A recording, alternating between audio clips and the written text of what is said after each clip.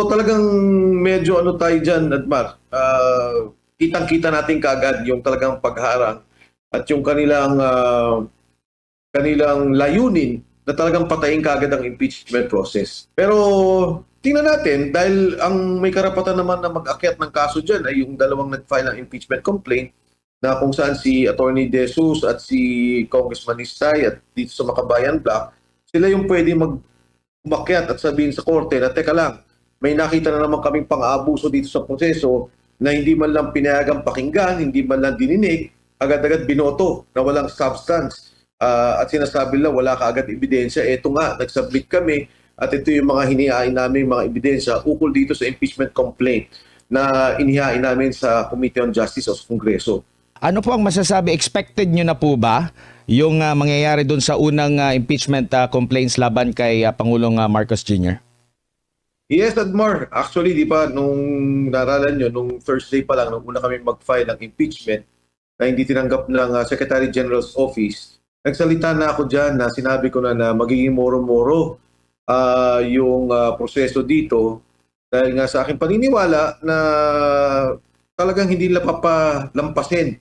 Halos hindi man na-discuss no, yung ebidensya tungkol dito. At yun na nga, agad-agad, ibinoto na walang substance. Yung form kasi medyo ano yun eh, kalimitan sa mga impeachment complaints, talagang nakakalusot talaga yun o talaga namang mahirap na sabihin walang form. Kasi simpleng yung template o yung forma ng pagsampa ng kaso. Pero yung substance, dyan talaga lumalabas yung sinasabi nating may judgment call. At ako naman, alam ko na umpisa pa lamang dahil doon na nga sa paghaharang nila doon sa impeachment complaint na hindi magkakaroon ng malinaw na proseso tungkol dito. Opo, doon po sa pagtimbang-timbang ng mga kongresista kanina po, meron bang nagiging taga-depensa na mismo ng Pangulo? Parang doon na yung meron na siyang abogado doon.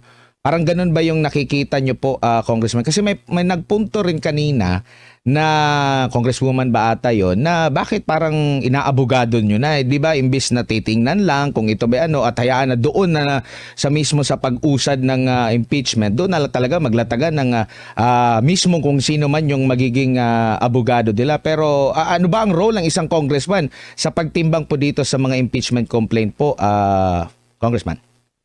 Yes, alam mo Admar, sa proseso ng impeachment kasi, tinitingnan yung ating kongreso na parang kumbaga sa korte piskal na ito ba'y may kaso, titingnan at tatalakayin yung mga kung ano ba yung kanilang impeachable or grounds for impeachment. So batay doon, magkakaroon ng pagdinig sana dyan, papakinggan, ano ba yung mga ebidensya, ano ba yung mga hawak nila. Pero yung nangyayari, napakabilis eh. Actually, Admar, to be honest, no, Almar, hindi ko talaga pinanood na yung impeachment procedure dahil alam ko na doon sa substance, mawawala na kaagad yan. Matatapos na kanila kaagad yung kanilang proseso. Kaya, hindi ko na talaga pinakinggan. Sana nga, no, kung kami nakapagpatuloy dyan ng aming i-file yung pangatlong, nung una naming i-final yan, tinanggap nila, yan, maniniwala pa ako. Siguro, siyempre, may pagdududa. Hindi ko naman aalisin na talagang alam ko yung kanilang botohan sa substance, talagang tatapusin nila kaagad. Pero kahit pa paano, lalaban kami sa komite. Lalaban kami sa Committee on Justice at papatunayan namin sa kanila na may substansya. Ako hindi ko nakita talaga yung first impeachment complaint pero nakita ko yung na-file ng Makabayan. May batayan yun eh. Pwede talagang pakinggan kung ano yung substance ng sinasabi nila. And syempre, ang role naman ng impeachment investigation, titingnan to. Alam mo, nung una nga niyan, Admar, nung kay Pangulong Estrada, inano pa nga yan eh. Kung tutusin, di ba may mga sinama kami mga kaso doon sa loob ng impeachment complaint. Maging doon kay Chief Justice Corona, nung sila'y nag-uusap dyan, meron din silang naging proseso tungkol doon sa mga grounds for impeachment. At ito'y diniscuss sila ng gusto sa Senado na yon nung sila'y mag-usap sa Senado.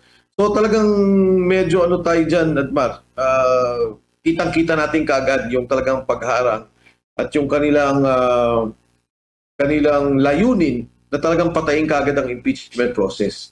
Opo, and nakikita nyo po ba na itong naging proseso po nila ay naayon din po doon sa sinasabi po or naging desisyon po ng Korte Suprema at pasok na ito sa sinasabing hindi na pwedeng masampahan pa ng impeachment sa loob ng isang taon ang Pangulo po natin?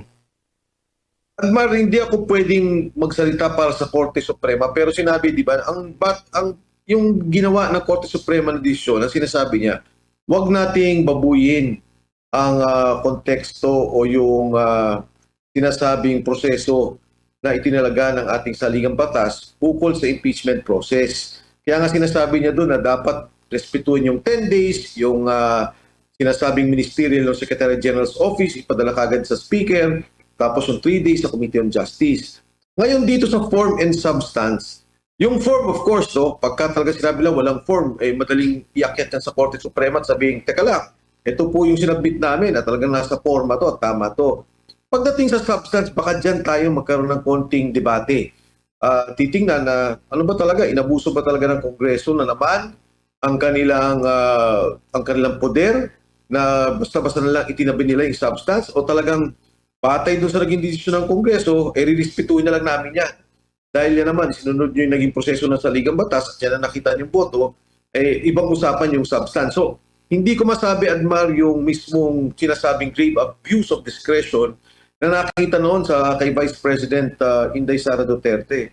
Pero tingnan natin, dahil ang may karapatan naman na mag-akyat ng kaso dyan ay yung dalawang nag-file ng impeachment complaint na kung saan si Attorney De Jesus at si Congressman Istay at dito sa Makabayan Block, sila yung pwede umakyat at sabihin sa korte na teka lang, may nakita na naman kaming pang-aabuso dito sa proseso na hindi man lang pinayagang pakinggan, hindi man lang dininig, agad-agad binoto na walang substance. At sinasabi lang wala kaagad ebidensya. Eto nga, nagsubmit kami at ito yung mga hinihain namin mga ebidensya ukol dito sa impeachment complaint na inihain namin sa Committee on Justice o sa Kongreso.